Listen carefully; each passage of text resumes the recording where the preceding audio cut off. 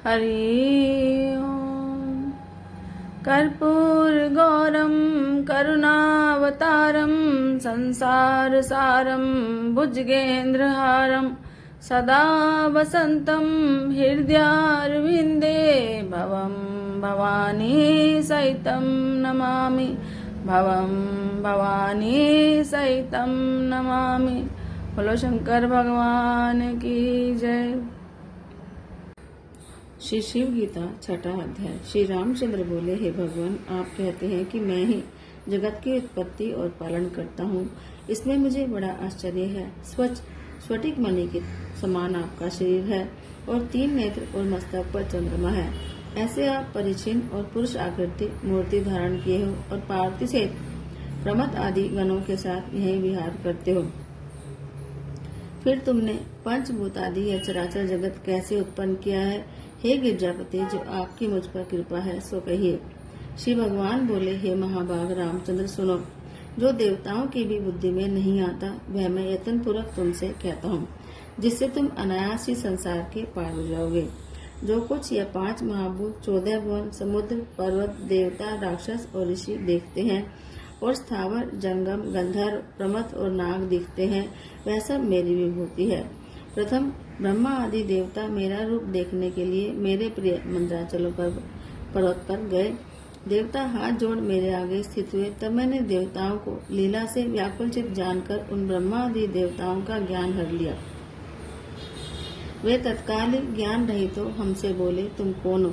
तब मैंने देवताओं से कहा, मैं ही पुरातन हूँ। हे देवताओं, सृष्टि से पहले मैं ही था, वर्तमान में भी मैं ही हूँ और अंत में भी मैं ही रहूंगा। इस लोक में मेरे सिवाय और कुछ नहीं।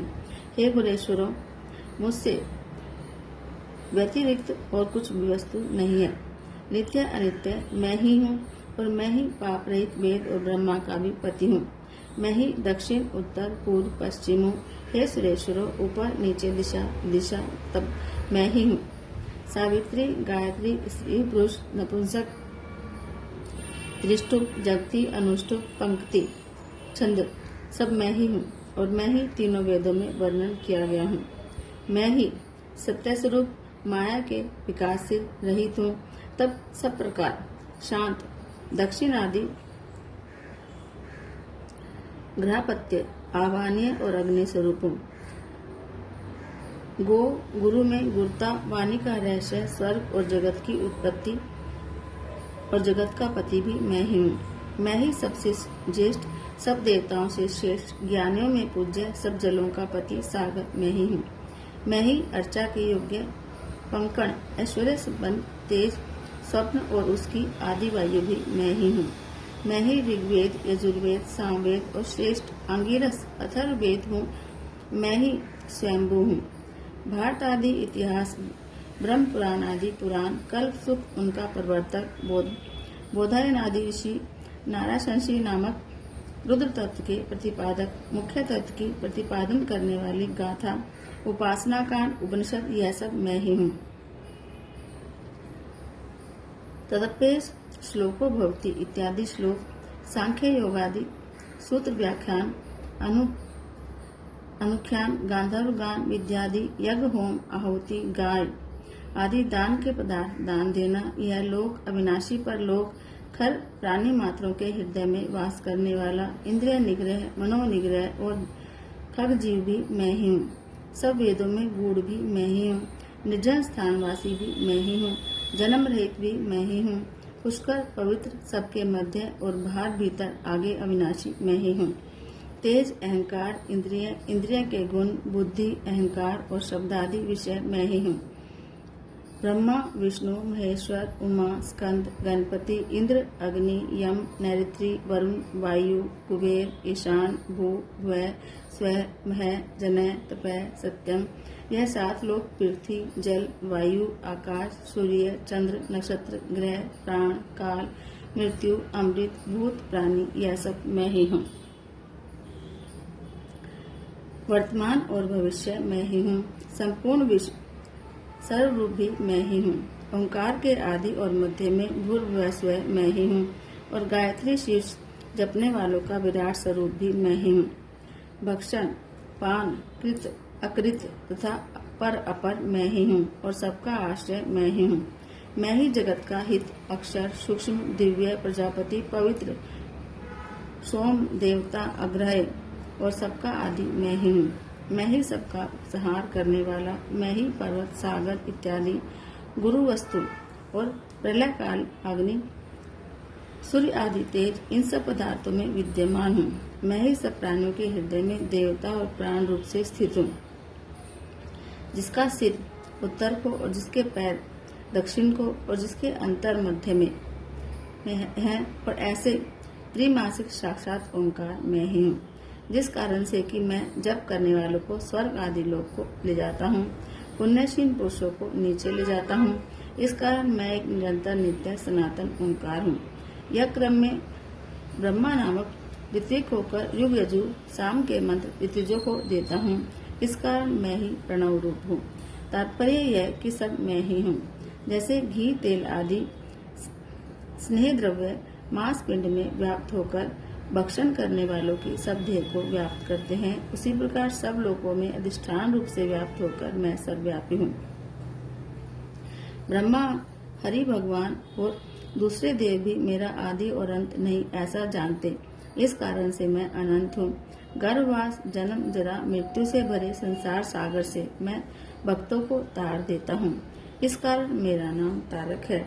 जरायुज, स्वेदज, अंडज, उद्भिज इन 4 प्रकार के देहों में मैं जीव रूप से वास करता हूँ और उनके हृदय आकाश में सूक्ष्म रूप होकर वास करता हूँ।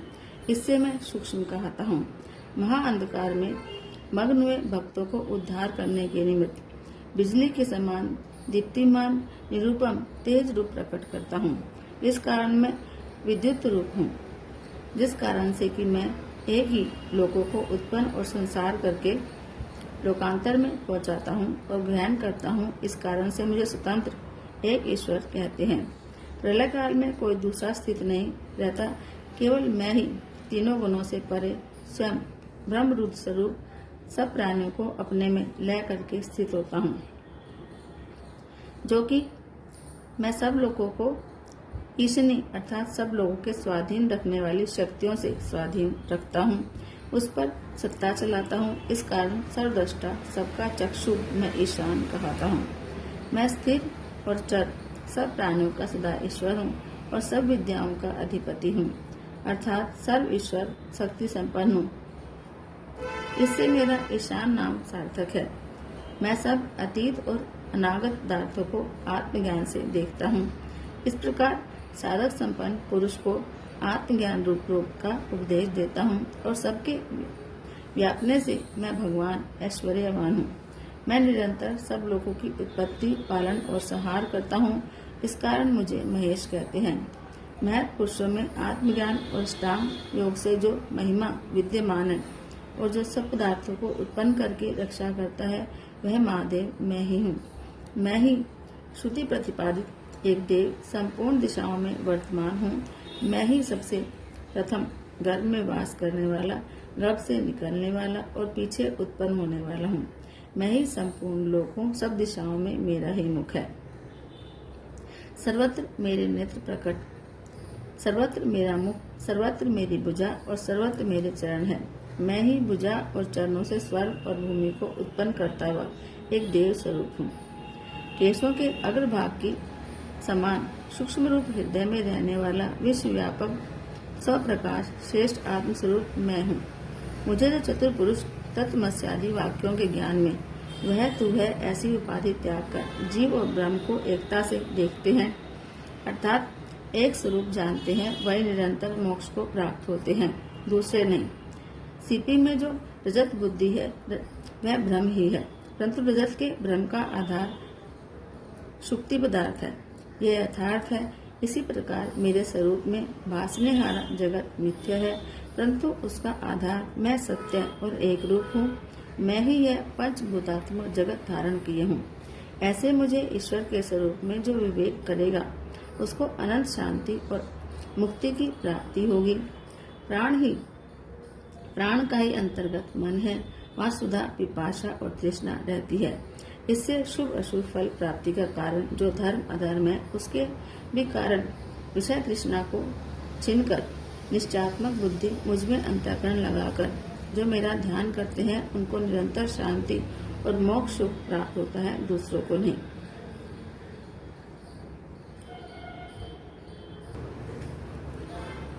जहाँ वाणी की गति नहीं जहाँ मन नहीं पहुँचता, इस प्रकार आनंद ब्रह्मरूप मेरे जानने वाले को कहीं से भी प्राप्त नहीं होता।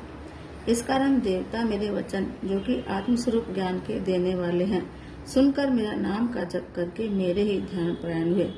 देहांत में वे सब मेरे सायुज्य को प्राप्त हो गए। जो कुछ वे यथार्थ दिखते हैं, यह सब मेरी ही विभूति है। यह सब वस्तु मुझ ही से उत्पन्न है और मुझ ही में प्रतिष्ठित है और अंत में मुझ ही में लय हो जाती है। मैं ही अद्वय ब्रह्म हूँ। मैं ही सूक्ष्म से भी अति सूक्ष्म, महान से भी महान, मैं ही विश्व रूप, निर्लेप, पुरातन पुरुष, सर्वेश्वर, तेजोमय और शिव रूप हूँ। मेरे हस्त चरण नहीं और सब कुछ कर सकता हूँ। मेरी शक्ति किसी के ध्यान में नहीं आती। मेरे भौतिक नेत्र नहीं, तथापि सब कुछ देखता हूँ।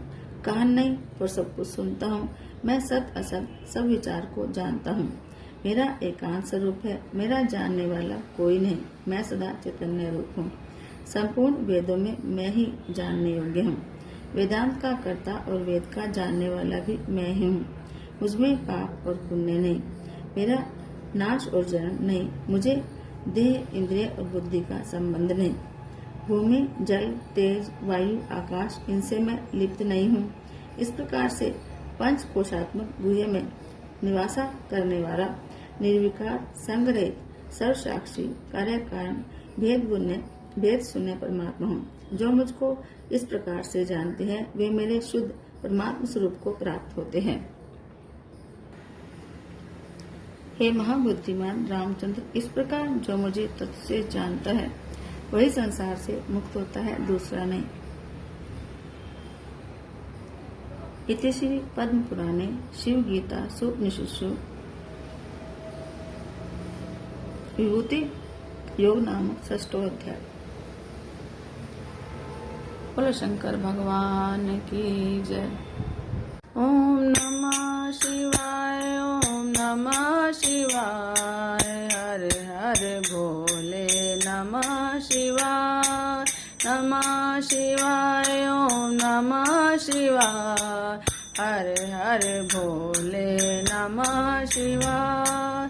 सोमेश्वराय शिव सोमेश्वराय, हर हर भोले नमः शिवाय। सोमेश्वराय शिव सोमेश्वराय, हर हर भोले नमः शिवाय। नमः शिवाय, ओम नमः शिवाय, हर हर भोले नमः शिवाय। नमः शिवाय, ओम नमः शिवाय, हर हर भोले नमः शिवाय। गंगाधराय शिव गंगाधराय, हर हर भोले नमः शिवाय। गंगाधराय शिव गंगाधराय, हर हर भोले नमः शिवाय।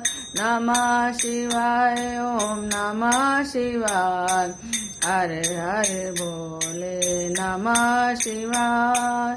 नमः शिवाय, ओम नमः शिवाय, हर हर भोले नमः शिवाय। जटाधराय शिव जटाधराय, हर हर भोले नमः शिवाय। जटाधराय शिव जटाधराय, हर हर भोले नमः शिवाय। नमः शिवाय, ओम नमः शिवाय, हर हर भोले नमः शिवाय। नमः शिवाय, ओम नमः शिवाय, हर हर भोले नमः शिवाय।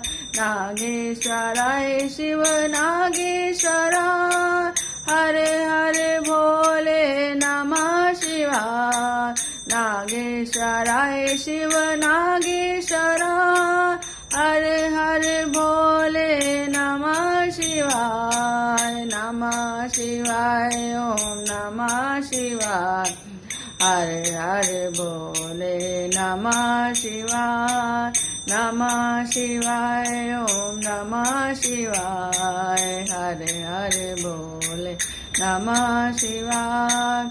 रामेश्वराय शिव रामेश्वराय, हरे हरे बोले नमः शिवाय। रामेश्वराय शिव रामेश्वराय, हरे हरे बोले नमः शिवाय। नमः शिवाय, ओम नमः शिवाय।